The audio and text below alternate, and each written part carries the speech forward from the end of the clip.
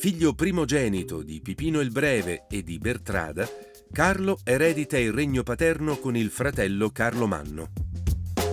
Alla morte di questi, all'età di soli 20 anni, si ritrova a governare il regno dei Franchi unificato.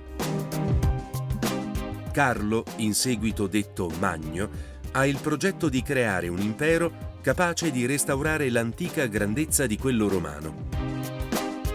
Nel 771 Carlo ripudia la moglie longobarda, rompendo un legame che gli imponeva vincoli inconciliabili con le sue mire espansionistiche, e quando sul soglio pontificio sale Adriano I, papa avverso ai Longobardi, muove in Italia e ne conquista il regno, incoronandosi re dei Longobardi.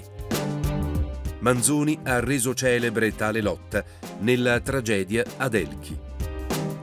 Nella Germania settentrionale il re sottomette i Sassoni. Verso oriente l'espansione culmina con la conquista della Baviera e la vittoria sugli Avari. A sud Carlo Magno conduce campagne militari contro gli arabi di Spagna.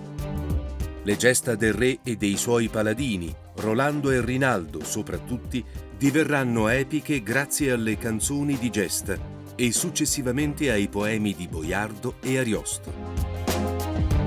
A Carlo Augusto, coronato da Dio, grande e pacifico imperatore dei Romani. Con tali parole, la notte di Natale dell'Ottocento, Papa Leone incorona Carlo Magno, sancendo la nascita di un nuovo impero, germanico e cristiano, innestato sulle radici della cultura romana, il Sacro Romano Impero. Da questo momento prende forma una duplicità di poteri che avrà lunga vita. Papato e impero diventano le due colonne portanti di tutta la società.